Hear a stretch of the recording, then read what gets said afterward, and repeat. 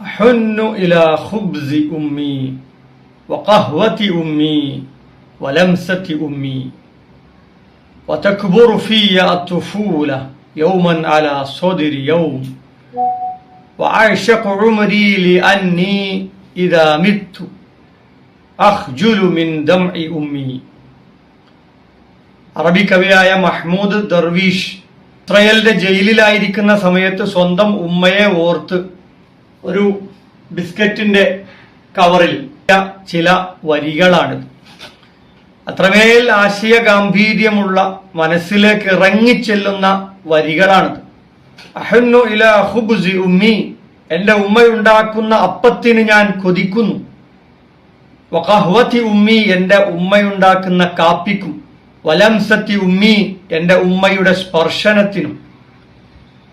ഓരോ ദിവസവും എന്റെ ഉള്ളിൽ എന്റെ ബാല്യം വളർന്നുകൊണ്ടിരിക്കുന്നു. എന്റെ ജീവിതത്തെ ഞാൻ അത്രമേൽ സ്നേഹിക്കുന്നു. കാരണം ഞാൻ മരിച്ചുപോയാൽ എന്റെ ഉമ്മയുടെ കണ്ണുനീര് ഓർത്ത് എന്റെ ഉമ്മ എനിക്ക് വേണ്ടി കണ്ണീരുതിർക്കുമല്ലോ എന്ന ചിന്തയിൽ എനിക്ക് ലജ്ജിക്കേണ്ടി വരുമായിരുന്നു. അത്രക്കും ഉമ്മയോട് സ്നേഹമുള്ള ഒരു മകൻ ജയിലിൽ വെച്ചുപോലും അമ്മയെ ഓർക്കുന്ന വളരെ മഹത്വമേറിയ വചനങ്ങളാണ് ഇത്.